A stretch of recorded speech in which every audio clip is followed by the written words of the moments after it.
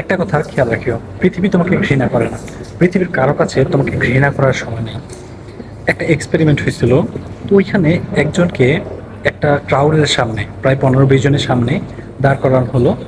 কিছুক্ষণ দাঁড় করানোর পরে তাকে কিছু প্রশ্ন জিজ্ঞেস করা হলো। তাকে বলা হলো, ওই লোকটা কি ভাবতেছে, তোমার কি মনে হয়? তো সে বলল যে ওই লোকটা হয়তো আমার ব্যাপার ভাবতেছে আমি দেখতে খারাপ, এরকম কিছু।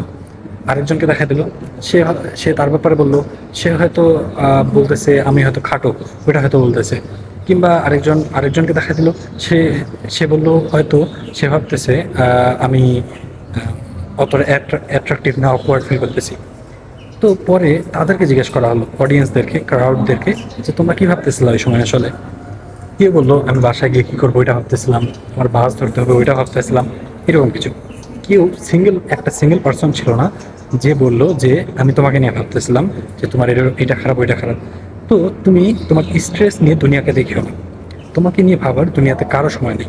সবাই নিজেকে নিয়ে ব্যস্ত, তুমি যেমন নিজেকে নিয়ে ব্যস্ত, সবাই নিজেকে নিয়ে ব্যস্ত।